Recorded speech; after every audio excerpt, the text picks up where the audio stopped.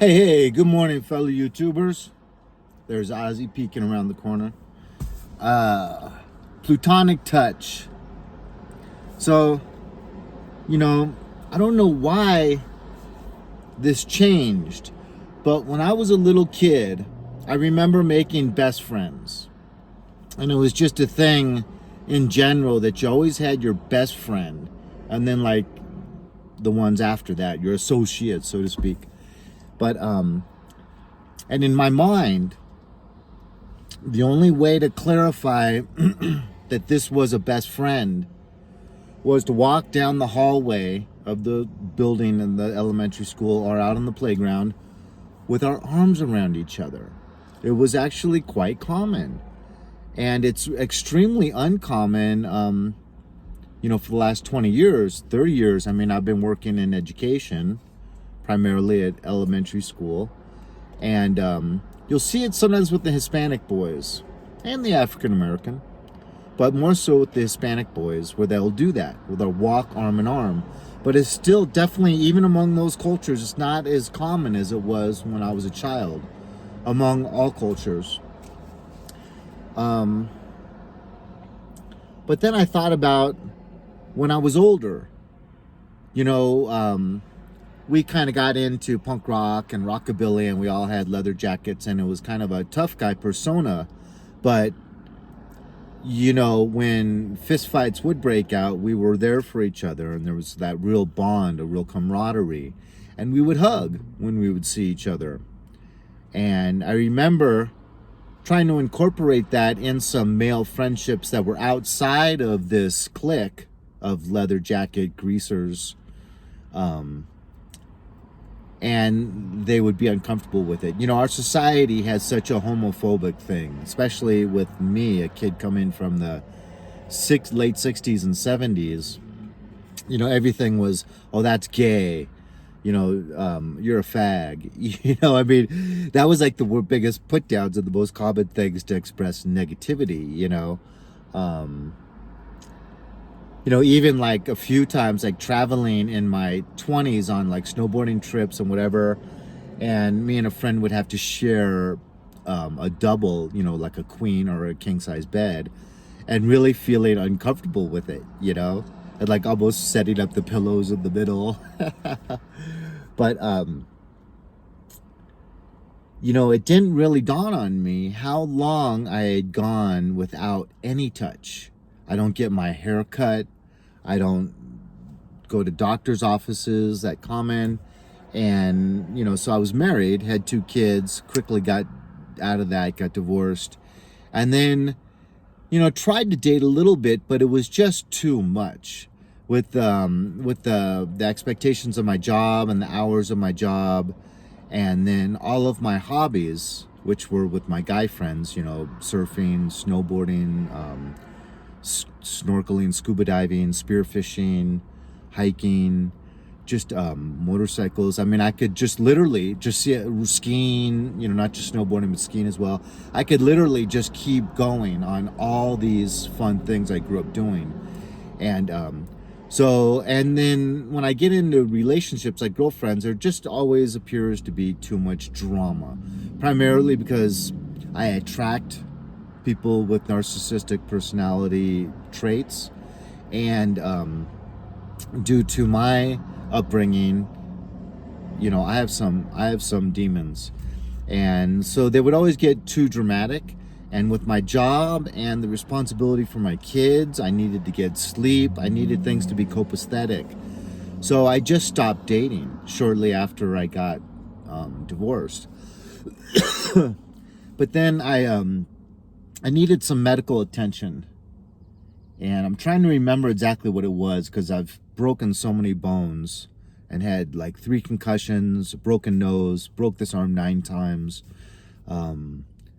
That I'm having trouble remembering exactly what it was.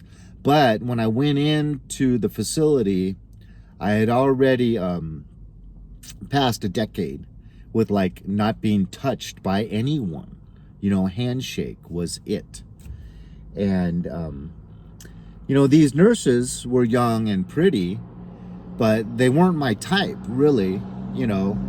But when they started touching me, they had to do a lot of touching to my arms. I can't remember what the ailment was, but I had these two nurses wrapping and touching and having to do a lot of touching.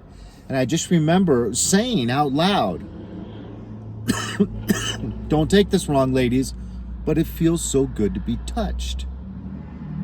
Plutonically, you know, I haven't had any touch in years, and it feels really, really good. And now the whole reason why I make this video is because I was watching a therapist, a guy that had been a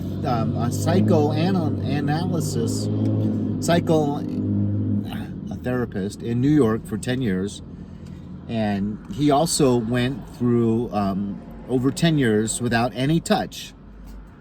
And then he was traveling in China, and he went for a massage, first time ever. And they said, do you prefer male or female? And he said, I don't care. I don't mind either way.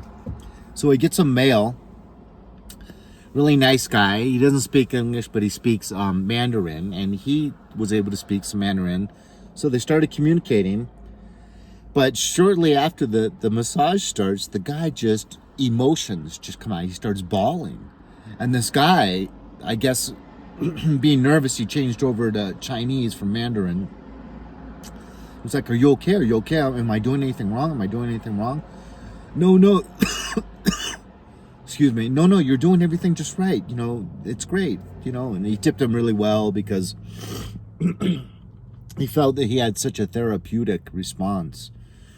But it really kind of shocked him.